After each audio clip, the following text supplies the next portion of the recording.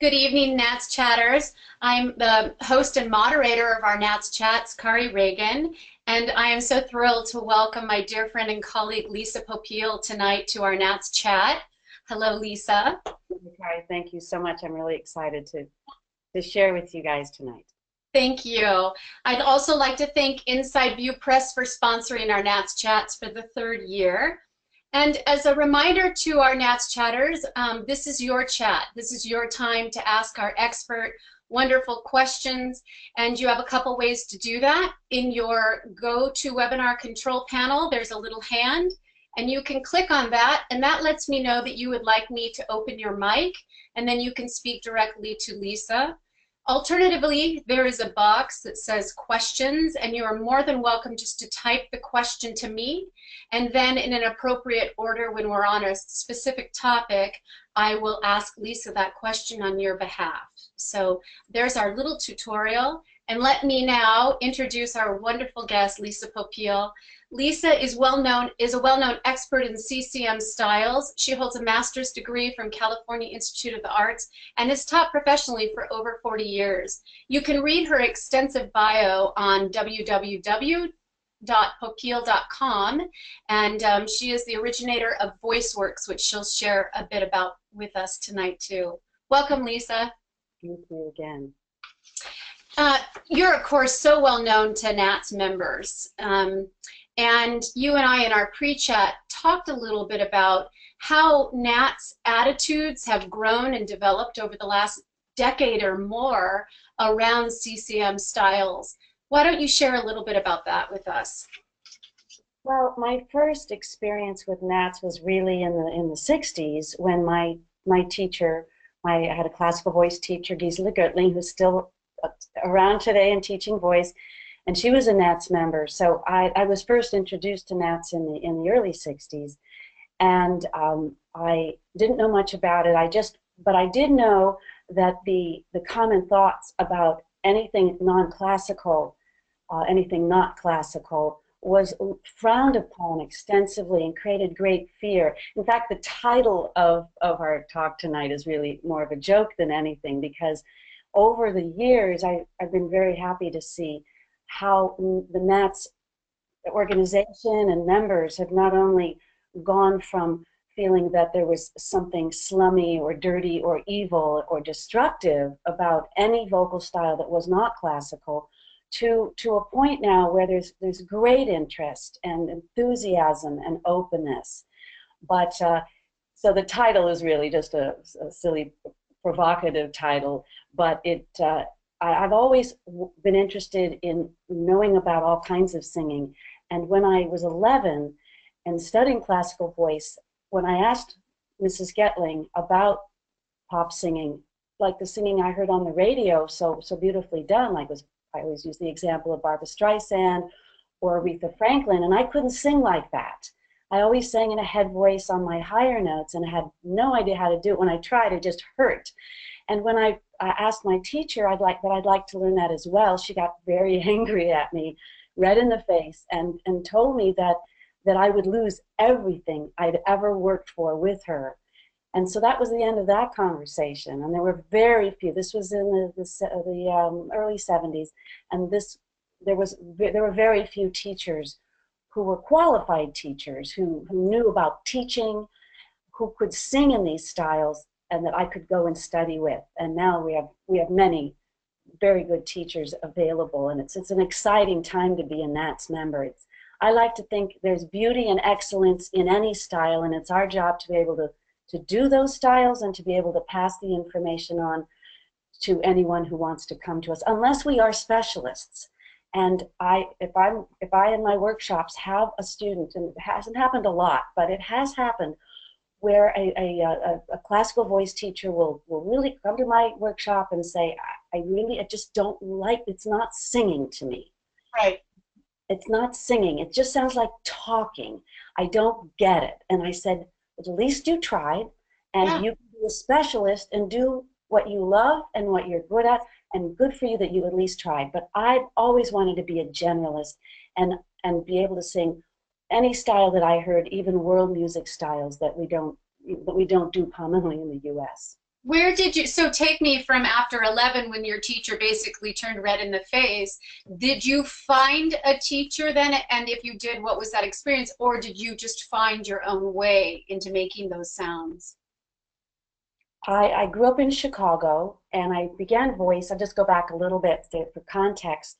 I started voice lessons when I was 6. I went to a program that taught musical theater, so it was dance, acting, and singing. And the only instruction I remember having was the term louder, Lisa, louder. So it was I guess a kind of belting, yelling. And by the time I was 7, I'm told that I had something wrong with my voice. Whether it was not nodules or not, I'm not sure. But my mother said, "That's it. I'm going to take you to a real teacher." And then I began with the only teacher we could find, who was a classical voice teacher, who was like a second mother to me. And I'm so grateful for all her inspiration over the years. And I was with her for 8 years. And then when I was 15, I moved to California, and I've lived in Southern California ever since. And I never really did find, it was really hard. I'd get little bits and pieces. But some of the teachers I did go to, who were pop teachers or rock teachers, might get red in the face for the reason that they really didn't have a vocal technique when they'd sing, and that their blood vessels would pop out, neck muscles, and I just suspected that wasn't the right way. So I would go from teacher to teacher and get little bits and pieces. My main goal was how to take a chest voice sound, or how to take a talky or yelly sound up high without feeling discomfort, pain, or squeezing or overlifting. And that was my main goal, because I could hear people do it on the radio and I still couldn't do it. It took me a long time to figure it out. And then I've also done a lot of research, particularly in the last 25 years, and discovered some very interesting things that I don't think are common knowledge or haven't been talked about, that I'm excited to share tonight, that I want to continue doing research on. I don't have like a magnum opus book on belting yet, because I still have more research to do before I want to put anything in writing. But a lot of it was experimentation and piecing together. Interesting. Well, since you've led us, let's take this segue and jump right into belting, because when people think of CCM, that is one of the first things we all think about. So I would love to hear from you what you think common mistakes are, that you see out there in belting, and what you've figured out that's helpful. I think the first step is to define belting. There's a traditional definition, and then there's what I would like to call a more modern definition of it. It's broader. The traditional definition is that it's yelly in character, and then it's loud, and that it's very resonant. And that really comes because the term belting started from musical theater prior to the use of amplification. So you had to be loud and you had to be resonant if you were doing this style. And then came rock and pop and R&B, particularly that is 3 of the louder pop styles, or commercial CCM styles. And even though they were loud, but they had different characteristics, and some people would say, oh, Whitney Houston, she was a great belter. So this was in the 80s, was the beginning of using the term belting for non-musical theater styles. And so as time has gone on, and I come from a pop background, I'm a pop songwriter, really interested in R&B and mastering rhythm and blues singing. And there's a lot of it really high, siren-y sounds that go even to the top of the range in a non-head voice sound. I started to think of belting in a broader way, meaning that it's to me, and I'm always, I always hope people give me the opportunity to be able to change my mind at some point. But for right now, today, my definition of belting is that it is carrying a chest voice mechanism high. And for many people, as myself, I can do it to the highest note of my range. And I always like to see if I can get people to do that, or close, usually within 1/3 of their highest note. It can be done safely and beautifully. Though belting is often loud, it doesn't have to be. And though it's often resonant, it doesn't have to be. And we're seeing this now in musical theater, where there's so much pop and rock elements now in contemporary musical theater, that you're starting to hear high chest voice that isn't the traditional sound. And there really is no one belting sound anyway. About 2005, I think it was, I wrote an article called The Multiplicity of Belting. And that was even before the big influx of pop and rock in Broadway and the West End. And I was hearing 5 different types of belting: heavy belt, nasal belt, ringy belt, speech-like belt, and I'm forgetting one, brassy belt. And the article was in the NATS Journal of Singing, and I do have it available for anyone who would like it. I should have sent it to you so we could posted it tonight, and I forgot to do that. But I've upgraded a little bit, and it's just a way to enlarge your ears into different kinds of traditional belting. So belting to me means a talky or yelly sound, often resonant, often loud, but doesn't have to be. It's not head voice. And do you distinguish shades of gray? Like a lot of people talk about belt and belt mix. So, yeah. So I call it all belting, but if people feel more comfortable saying belting is the traditional, loud, resonant sound, and the belt mix is a more pop, a lighter sound, and that works for them as singers or as teachers, and they feel they're communicating that, fine. I don't like to get into semantic wars because they can last forever. And it's can I make these sounds, and can I communicate what I want from a student? Whether I call it Wally or Joe or Max, whatever you call it is not as important as getting the results quickly, effectively, and clearly. So that's why I don't tell people they can't use a certain word, you know, if I'm training teachers. But for my students, I don't use the word mix because it means it means at least 4 different things, depending on who's using the word. And so therefore, I find it's not, I hate to use the word contaminated, but it's a word that's fraught with confusion, because some teachers use the word mix to mean a strong low head voice. Right. And not everyone uses it to mean a light high chest voice. Right.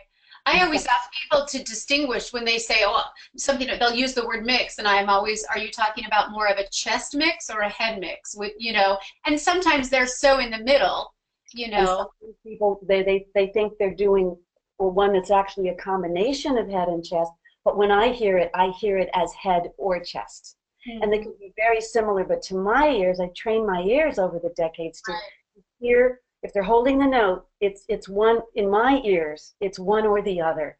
And they have slightly different sonic or emotional characteristics. And just calling either one mix is not really taking advantage of the slight color differences that some people can hear. Mm-hmm. So, sorry, go ahead. Go ahead. No.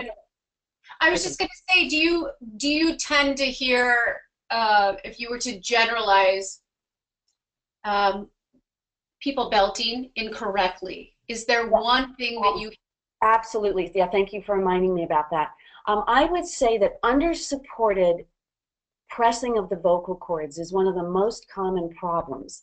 I'm a big proponent of support, and a particular kind of support that makes comfortable belt and loud belting efficient, consistent. And because what I hear for people who just think vocal cords or loud is that they tend to have inadequate support, or the support's not right. For instance, I believe that the chest should be high, and that the upper belly area just below the sternum, let me just point that out. So just below the sternum, for me it's here, this is my magic spot. For most people it's higher.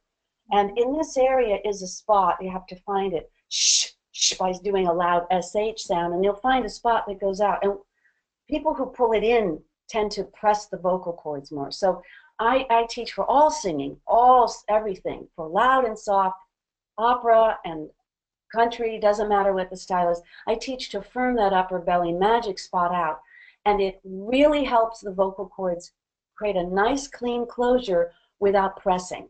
So I'm always listening that the vocal cords are closed, but they're not squeezing in any way. And another thing is that the chest, if the chest is dropped, there's a tendency for the head to come up and for there to be this sort of throaty sound.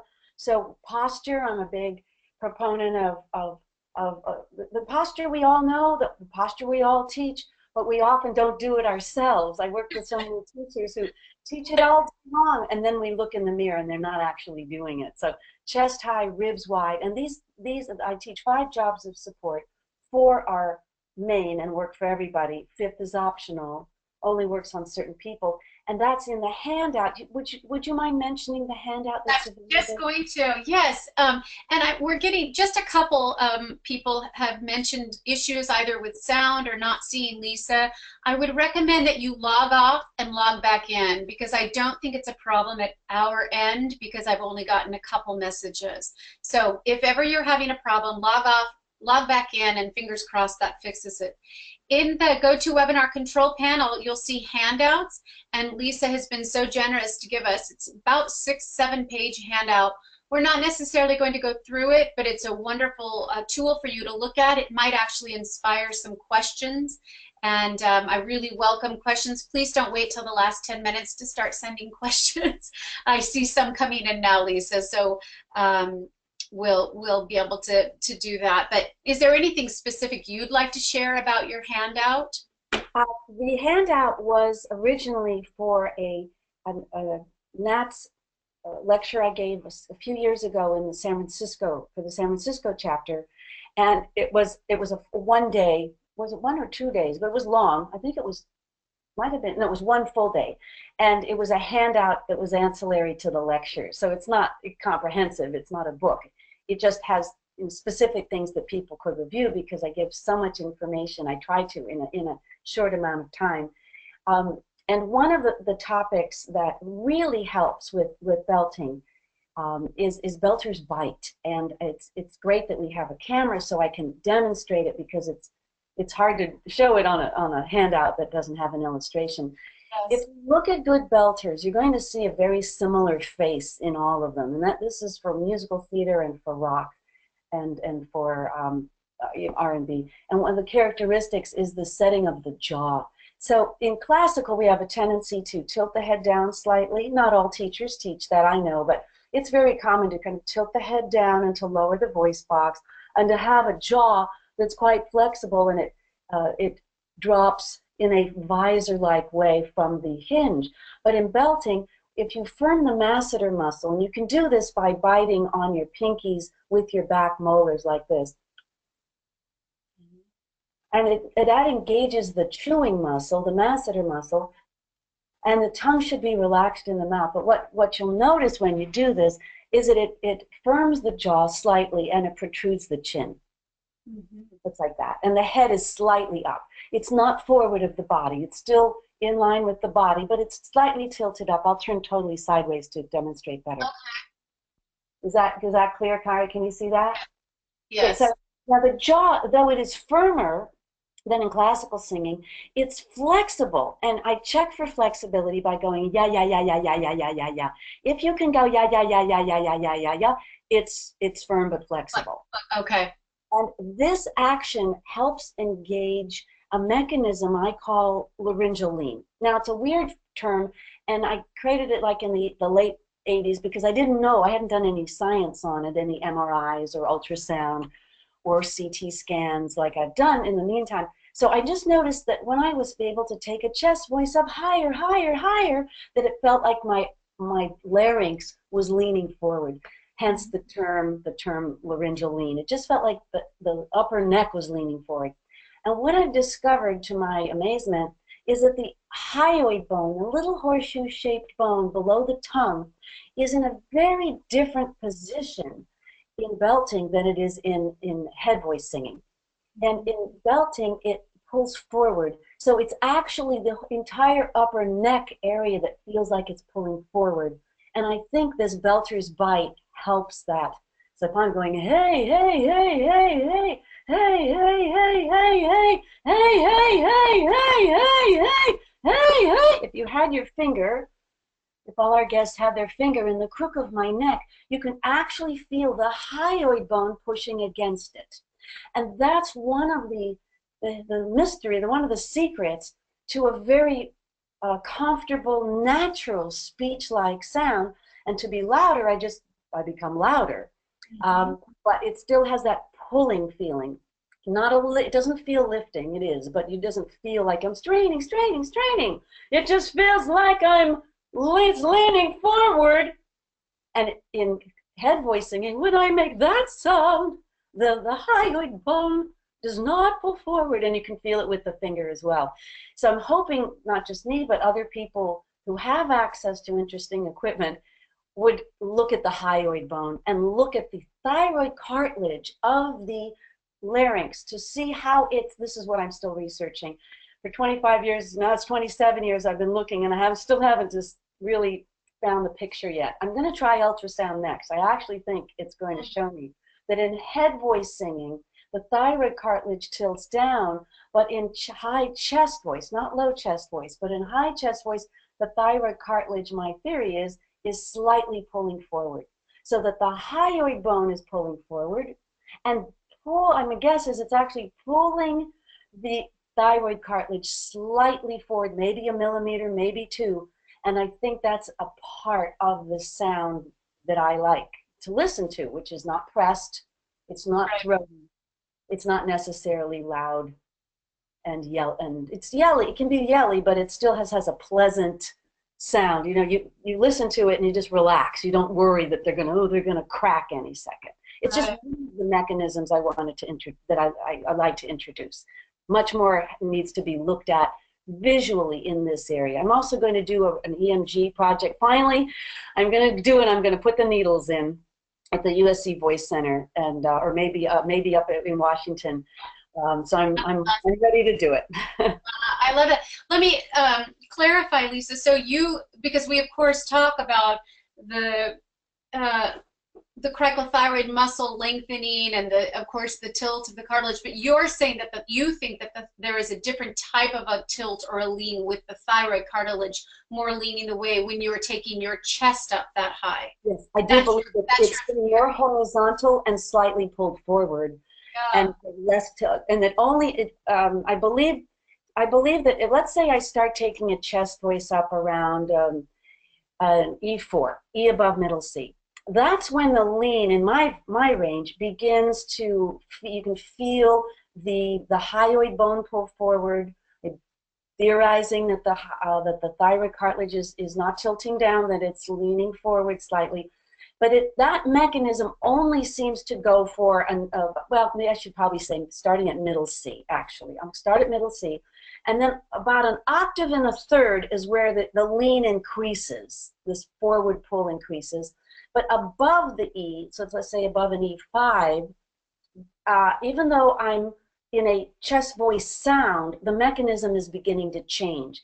The hyoid bone begins to retract, and I do believe that at that point, the thyroid cartilage begins to tilt down. This is not feelable, by the way, by the singer.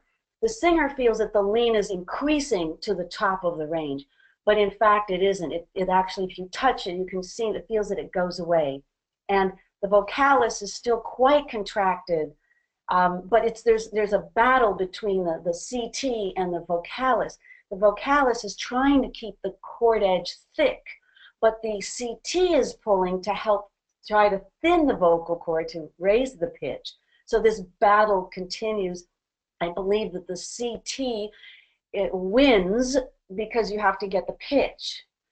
But and as the vocalis reduces on the very highest notes of belting, and again, I mean, here I'm talking about E5 and up to a high C or even higher, that adduction increases. So so in this what some people call super belt, which is the highest belting range, that is the vocalis action decreases, adduction increases, and it does help to create. And the vocal tract narrows even further, and the combination creates a yelling sound or a screaming sound, but it's still comfortable and controlled without overpressing the vocal cords. And I teach that when I teach R&B, and is a gospel sound because they go so high with it. They go generally higher than musical theater singers or pop singers do. That's so interesting, and I'll be eager to see what your research shows. I mean, we of course know about the synovial joints and the cricoid cartilage or the thyroid cartilage you know, and that all of that, we have such great video imaging of that action. So I'll be so curious, and I'm hearing from other people. Deep Rose Bruce Moore says, for the hyoid to move forward requires the tongue to pull it. That question mark. Asking that question. My tongue, I can do, when I do it, my tongue doesn't, maybe the back of the tongue, but not the front. Hey, hey, hey, hey, hey, hey, hey, hey, hey. See, there's no visible change in the front of the tongue. I believe it's the suprahyoid muscles are engaging and pulling the hyoid bone forward. And I've seen it with I have an MRI I did years ago in Japan, and we're comparing a very classical sound to a very belty sound, and the hyoid bone is in a very different position. In belting, it's much higher, and the angle is different, and it's quite a bit more forward. So was three elements of the hyoid that were different. But I do think that the head tilting up and the chin protrusion helps the activation of the suprahyoids in pulling the hyoid bone forward. He responds. Sorry. I will add that, you know, now that I'm thinking, tongue, what's going on with the tongue? So we'll add that to the list of things to look at. And he said, yes, he meant the back of the tongue, and suprahyoid, yes, that makes sense, he says. We're getting some interesting questions here. Let me go back here. Charles Armstrong. Hi, Charles. He wanted to ask the following. I found that with my most successful prolonged belts in the B-flat-4 to E-flat-5 extension, I'll sometimes experience a transient sharp rebound headache concentrated around my temples. Could this be secondary to the masseter activation you mentioned as the belter's bite? I've never heard of it, so it would be interesting to see if your teeth, if you're too clenchy. Maybe it could be. It could be. Could it be too much pressure? Might you be over supporting? So most people under support, and but if you're and I think, Charles, you are like 120% kind of guy. You know, like, tell me what to do and I'll really do it. If you over support, meaning if the chest is too high or the upper belly is firmed out hard like a rock, that could create too much subglottal pressure. And that could raise your blood pressure, perhaps, and give you a pounding headache. It's just something to think about. The upper belly magic spot, the firmness of it, needs to still be spongy. It's firm like a trampoline. It's not hard like a rock. So for people who tend to be overachievers, and you know who you are, I'm in there, don't over support for belting. But most people need to add more. And to monitor it with the fingers to make sure that the upper belly is not going in. I also believe that the lower belly support job should be gradually clutching straight in. There are many different methods for lower belly action, and I'm sure they work for somebody. There's the lower belly in and down. There's the lower belly in and up. There's the do nothing with the lower belly method.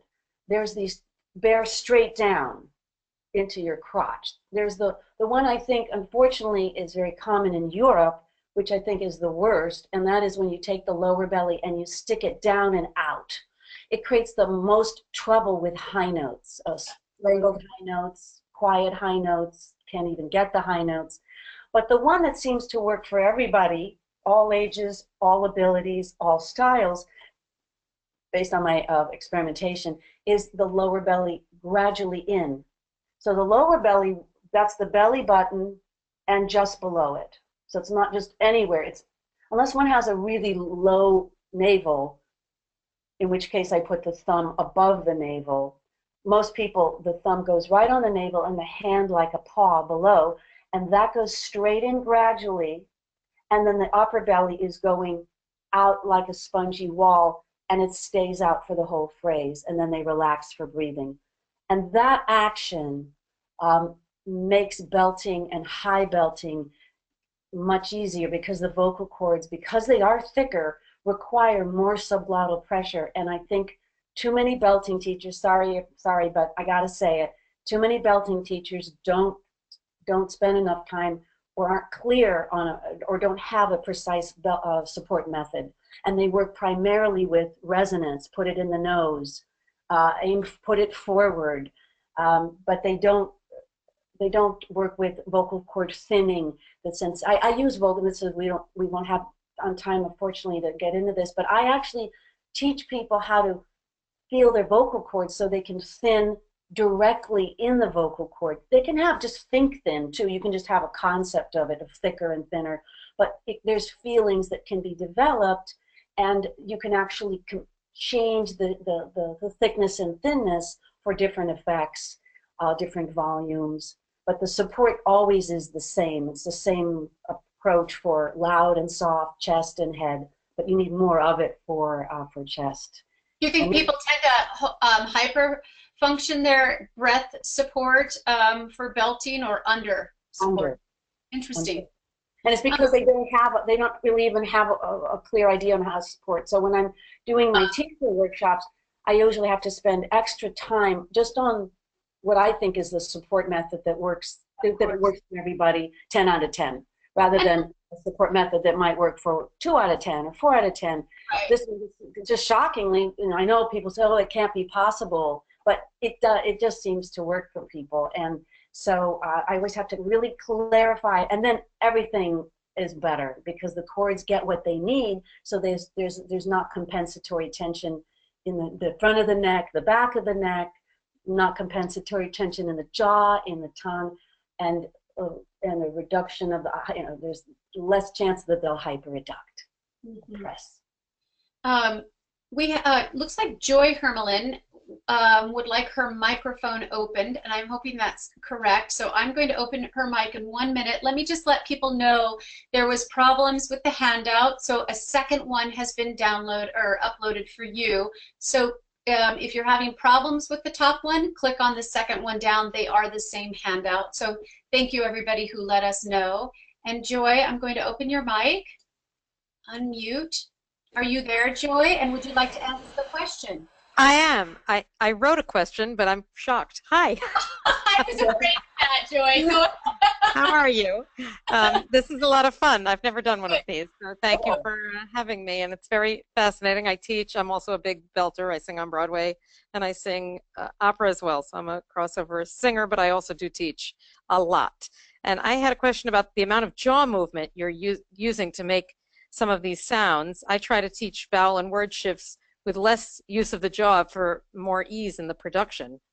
And some of the demonstrations that I've been watching you do, when you're doing whatever, ya, ya, ya, ya, ya, as opposed to letting the tongue do it, you're doing it on purpose with the jaw, clearly. Yes, And there's I can't see very schools of well. thought about jaw. One is the more, what I think comes from classical singing, and it's just certain schools of classical where you as you said, you reduce jaw motion, and you do as much as you can within the tongue. But by observing great belters, and in all different commercial styles, I see a lot of jaw motion and a fat, soft, wide tongue more than any. Right. I don't see the. It just makes it seems to make it easier, and the words are clear. I can understand the words more.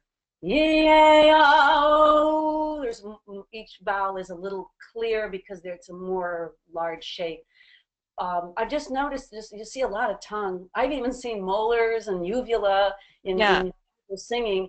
So a lot of what I've done, it comes from observing great singers sing live on video, and I just do what they do, and then I sounded, I did it. I sounded. So I'm not adapting a classical to belting. I'm doing it by just observation. So I mean, whatever works for you, but for me, it's right, about. Right. Oh, I'm fascinated to hear, because I go to my own voice lessons, but I don't. I've been belting since I was 6, like you. Had voice lessons from a very young age, but luckily I had some good teachers to teach me how to actually support, which was good. But I'm always looking to learn more. I found it fascinating what you said about the lower belly down and out, and I do the same thing with the thumb and the belly button, and then the rest of the hand below it. How do you feel about the other hand sometimes on the rib cage on the side? Like, I know. I wish I were Shiva and I had more hands. So I know. there's this one. We're There's there, right? there's the, we do different combinations. A lot of Yes, work yes. because the body seems to want to lie.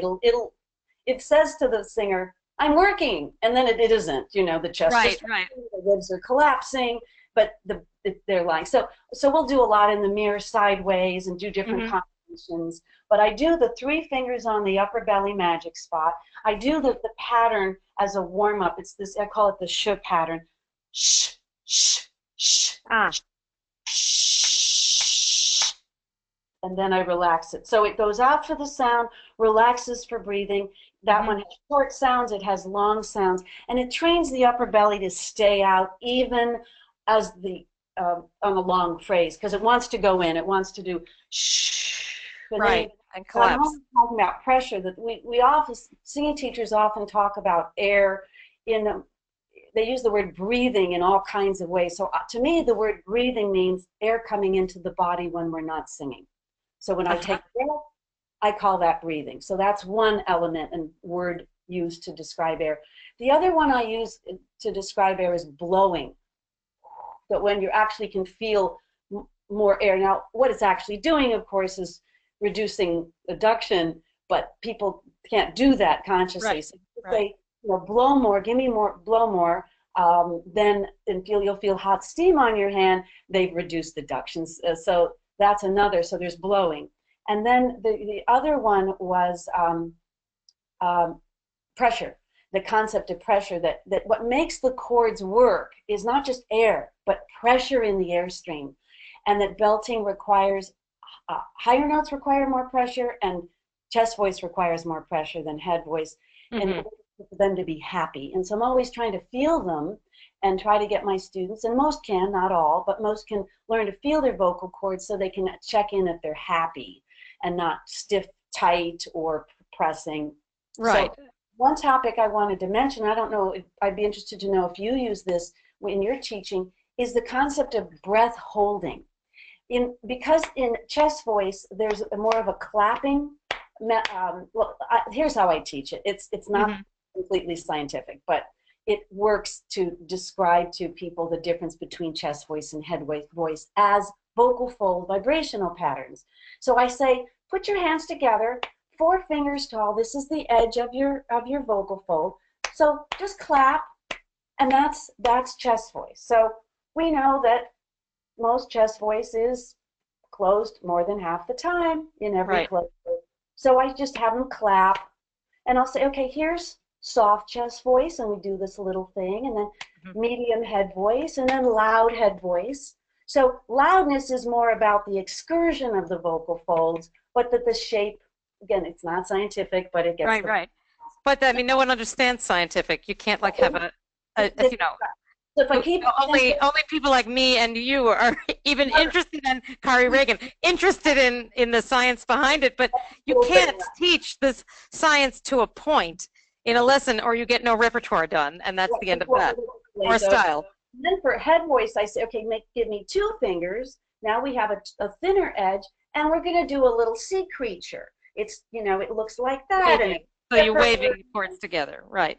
And I said, so the reason that we need, for chest voice, we need more pressure in the airstream, more wind, we're going to blow out more candles on the cake, is because we have to get these fat, tall vocal folds to clap. And that seems to make sense for them. But one of the things that really helps is this subjective sense of breath holding. And so I have several exercises which make high belting easy. And it's one of them is called the Sippy Breath. And here's how it goes. You go, it's not a big breath in, it's just a little, and you just smack your lips, and right away you make sound. Now put the camera down, and I've noticed that when you go, the vocal cords and the false vocal cords are ready to go. They're not touching, but they're pre-shaped, including the false vocal folds. So the false vocal folds actually come closer together, and the edge becomes square, just like we want the true folds. So the true folds and the false folds are in a squared position. the false folds, let's say, are here, and the true folds are here. So they're not totally in a vertical line. Right, right. Folds, true folds, in the same shape. And this false fold shaping, pre-shaping, helps the inertance, because I know I've spoken to Ron Shearer about it, say this looks, if you look at this pictures and you studied speech pathology, it would come under the heading of hyperfunctional. Doesn't look right. As you're talking about that, that's what I'm thinking. But it looks and he said no, in belting it makes it easy because the chords are just ready to clap. So here's what the whole sound would be like. Beep, beep, beep, beep, beep, beep, beep. Now eventually you don't have to do the sippy breath. Beep, beep, beep, beep, beep, beep, beep, beep, beep. Beep, beep, beep, beep, beep, beep, beep, beep, beep, beep, beep. So the B helps to create a backup pressure. I really like the B sound rather than the G sound, which is quite commonly used because the G, you just get tongue root tension. Beep, beep, beep, beep, beep. But the sippy breath really helps people go, and then they sing, and then they sing. It just makes, it's one of the tricks. So, but there's a feeling that you're holding your breath. You're not, of course, but there's that head voice where, we're blowing. We got that flow. I feel like you're holding back in chest voice, because otherwise there can actually be a noise. The vocal cords don't work right. I don't know if I could do it, but it'd be like if I could try to, and there's a noise, they're not working well. So that's just wanted to throw that in there, that the subjective very interesting. breath holding can make high chest voice easy. And then you can just take any melody you're working on and just do it on BBB with a sippy breath or not. Beep, beep, beep, beep, beep, beep, beep, beep, beep, beep, beep, beep, whatever and on any pitch. And just the chords are happy and they work, and then people go, oh. I'm looking forward to trying that. Thank you for your question. Thank you for participating. Thank you very much. Nice to talk to you. Thank you. Thank you so much. I want to take us, because we're getting lots of questions and we're starting to get to the countdown time. So I love my colleague Valerie Williams' question. She says, I'm loving the voice science, but I would love to hear from Lisa how she teaches vocal style on CCM. I think that teaching style is the next step beyond the endless belting discussion. Musical, and that was a few minutes ago. Thanks, Valerie, for hanging in there with us. Musical style is required for authenticity in styles like pop, rock, R&B, and many NATS teachers could use her guidance and ideas. Vocal tone quality isn't the only concern with CCM. Thanks, Valerie. It's so true. I think the NATS membership, their entree into this topic was musical theater, and they're in colleges, so many musical theater programs, but not commercial voice programs. So there's a lot of catch up going on, but I think the next big push is going to be more in commercial popular styles: pop, rock, R&B, country, and jazz. Those are the 5 main non-musical theater ones. And in my Total Singer workshop, which I do now, little plug, sorry I can't help myself, after 13 years of doing it all myself, now I do it if it's hosted and there's a venue, and it's a 2 or 3 day. I really love to do 3 days because it's a lot of information, but I can do it in 2 days. But in that one, we spent a lot of time on the ingredients of styles. And it's not that you learn to sing a style from a list, I know that, but it gives people a chance to study and steal from great singers and look at mouth shapes. So an example of a mouth shape for jazz I might teach for a sultry jazz sound would be fish lips. So when I'm going to be singing this Sunday, it's magic. Da, ba, da, da, da, ba, ba. So mouth shape for different. So pop, I might do a simple smile. Fish lips for sultry jazz. For R&B, my go-to shape is, I call it water in the mouth, and it looks like this. Yeah. Like I have a bucket of water in my mouth. Again, I'm giving you the crash course. For a brassy belt, I've got the molar mouth. There's no business like show. The Ethel Merman sound. And we play with all these. There's about 8 different styles, 8 different mouth shapes. And it's just a quick way to get started in a style. And in the handout, there's a chart. there's the handout that we have available. Hopefully it's working for everybody. There's a chart I have that comes with in the booklet, my quite big booklet for the Total Singer Workshop, and you'll see this chart, and you'll see some of the many ingredients that make each style different from one another. So resonator shape is one, degree of straight tone to vibrato, all listenable, all stealable stuff, but you have to kind of know what to listen for. What's the degree of nasality that's accepted? Like if I'm doing country, if I'm singing, let me see if I can get this going. Let's say I've got a country sound. This is a traditional twangy country sound like that. So that's going to have a certain amount of acceptable nasality or ring in it. So I've got a chart on all of that. Different degrees of laryngeal lean for different kinds of headiness that, like in pop, we get heady in pop singing. So if I'm doing like that sometimes, like I will always love you, that's a particular kind of way to do head voice, because if you went I will always love you, then it would be too classical. So that's in the chart. Even emotions, there's each style comes from a history.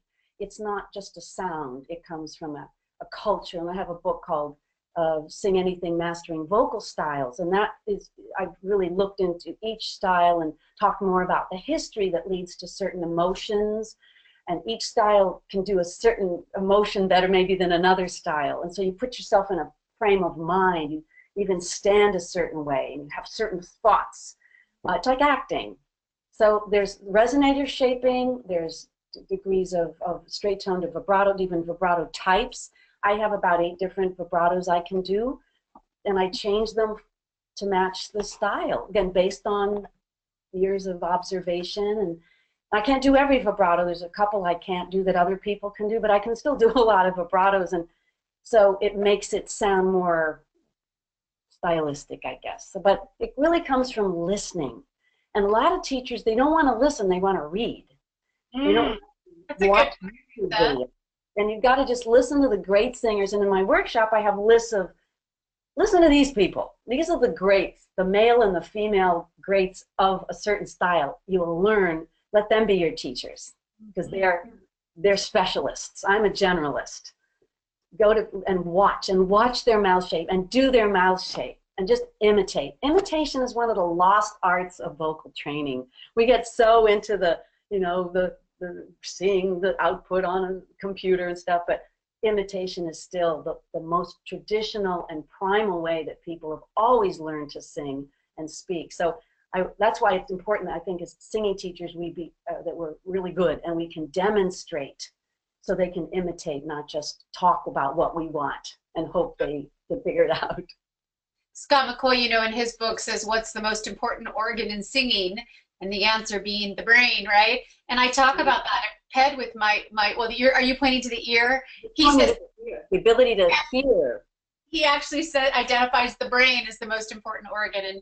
And in PED class, I talk about that to students. If you're a young teacher and you have some teenager coming to you to take a lesson, and you want them to sing some Italian, 24 Italian song and arias, and they've never listened to classical music, you can't expect them to make those sounds. So the converse of what you're saying is if we listen more to all the different types of styles within CCM, that can inform us equal to or more than reading it in a book, is your point. Yeah, that's really interesting, the listening aspect. All right, let's plow through some more questions, Lisa. Michelle DeVoe, she says, so how about sustained pitches? Once we have the function down, what do you like to do to make it pleasing and appropriate? And she clarifies in the high register. Sustained pitches. Yes. To make them pleasing, and I think maybe, it's that high belt that we were talking about, and a lot of people go for the spread. I don't know if that's what she's meaning, but I'm not sure. As long as if you sound good when you hit the note, you just maintain that good sound as you hold the note. So it's about sounding good when you hit the note and then being able to maintain it without pressing the vocal cords. Because because some people, but that's usually support. Usually what they'll hit a note, and then if the chest drops, the chords may squeeze. If the upper belly goes in, the chords may squeeze, and then it starts to sound unpleasant. Also, you have to decide how much straight tone you're going to do and how much vibrato. So I teach vibrato as a volitional ornament. It's not like in classical, it's singing. It's like singing. So in CCM, or musical theater, what's your ratio? Am I doing 80% straight tone and 20% vibrato, 10% straight tone, 90% vibrato? These are all creative choices that you make. And as in musical theater, I think about the character. The character makes those choices. In other styles, the feeling of the song makes the choices about where I'm going to use vibrato. Is it just at the ends? Is it on held notes? How fast or slow is my vibrato? Because most people can actually adjust the speed. So we've got a lot of things that we can control that we don't realize we can control to be expressive, and that's really the goal. Sounding good is great, but what do I want to sound in do I want a crescendo on that note? Do I want a decrescendo? There's a lot of creative choices one can make. Great, I love that. Question. I love this next question from Shannon Dowling. She says, I would love to hear Lisa's feelings about vocal fry usage for the various styles that are listed on the chart.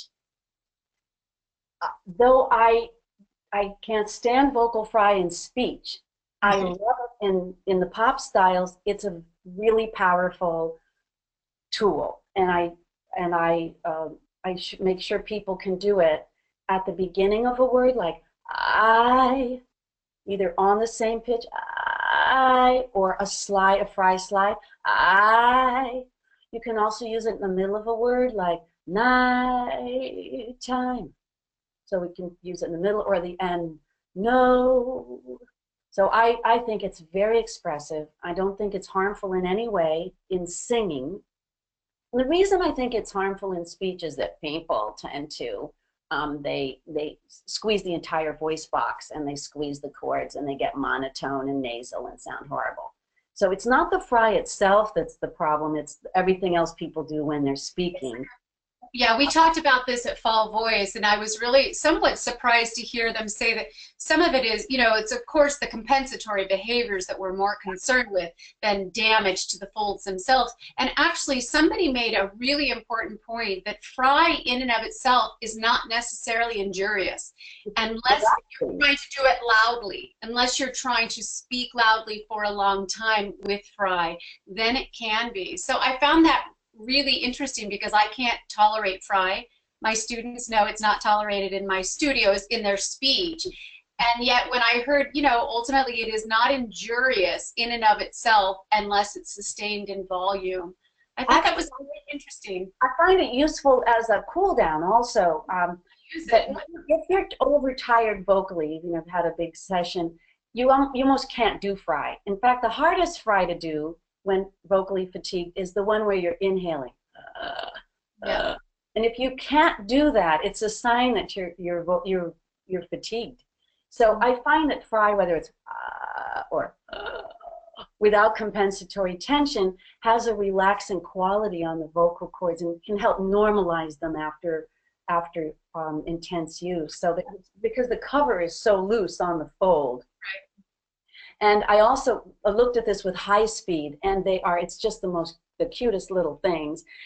When you do fry, every time there's a pop, there's a little hole that opens up, and I call it bloop, because in high speed it looks like this, goes bloop, bloop, bloop for each of the individual pops. And the cover of the chord it's a very short chord, and the cover is very soft. So I think it actually has the potential for a relaxant and healing, but just not in speech. But anyway, I take it up high. That's the other thing. I don't always think fry is always low notes, because if you listen to Robert Plant, if you can hear people go, and it's much safer and more comfortable than a growl, and can sound really gnarly. So you can do it if you're doing Janis Joplin or you're doing rock. you can use fry or creaky voice up high, and it doesn't seem to hurt the vocal cords. Very good. Gosh, we're coming to the top of the hour here, or the half hour. Let's look at the Charles Armstrong. Do certain textures or postures translate better in belting than others, like brassy? I find that there seems to be a cluster of famous belters like Whitney and Christina that seem to elevate their sulcus when belting. The sulcus. I mean, I think of sulcus as a groove at the edge of the vocal cord. So could you say it a different way, Charles? What do you mean by sulcus? See if he can answer real quick. He's sulcus of the tongue. He says sulcus of the tongue. Yes, the groove, the sulcus. Yes, that's called the sulcus. That groove. Didn't know that. So what's the question then? Okay, so let me go back. Do certain textures, postures translate better in belting than others, like brassy? I find that there seems to be a cluster of famous belters like Whitney and Christina that seem to elevate their sulcus when belting. The groove in the tongue, that elevate it. Well, maybe that's what I was talking about before, that if you look at R&B singers, you see a fat tongue. You don't see a groove. But if somebody sounds great and they have a little bit of grooving and they don't sound like they're tensing their tongue, or I don't say anything, it's just the way their tongue is. But so that's one answer, is that it's not conscious, it's just part of that water in the mouth and the movable that typical jaw that I see so much of in R&B. As far as, I'm not sure the question on belting and what posture, and brassy is well, I think of the different types of the 5 belting substyles. Heavy belt to me is just extreme vocalis contraction. It's got that heavy sound. But the other 4, as a singer, I think of as resonance choices. So brassy, ringy, nasal, and speech-like belt, which is just a natural, it just sounds like I'm talking, that kind of a muted, not too ringy, not real nasal sound. To me, I think of those as resonance choices. So it's like the resonance choice here, but the chords are doing pretty much the same thing. But then I did a project with Johan Sundberg, and we looked at both simultaneously for belting substyles. And so the fact of the science is that when you change your vocal tract, it does change characteristics in your vocal cords. But as a singer and a teacher, I say, we're doing chest voice, we're doing a certain volume, and then we pick the resonance, like the icing. So I think of this is the cake, and then we put our flavoring on top. It just seems to get quick results that way, but it's actually, of course, never that simple. I love that. Lisa, you are a wealth of knowledge. I know we could go on for another 2 hours and still not do it. Bless your heart. I am so grateful. I think we have a lot of new NATS chatters on tonight. Please join us in the future. We have one more NATS chat this season, and it would be of interest to anybody logged on for tonight as well. It's with Paolo Zott, who is both a Metropolitan Opera and a Broadway star. And he'll be with me on May 21st, and that is co-sponsored by the Voice Foundation. So we're looking forward to hosting him.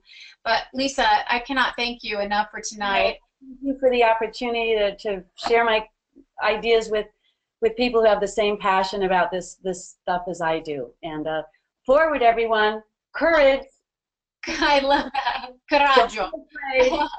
If it hurts, it's wrong. If it seems weird, it may actually be right. But it should be happy vocal cords all the time. I love that. You're getting lots of thank yous coming in from everyone, and I can't thank everyone enough for joining us. And Lisa, if you'll just stay on with me a minute as we'll say goodbye to everybody, and we'll have a post chat. And I will look forward to seeing you, of course, in Stockholm as well. But for tonight, NATS Chatters, thank you again for joining us, and hope to see you May 21st.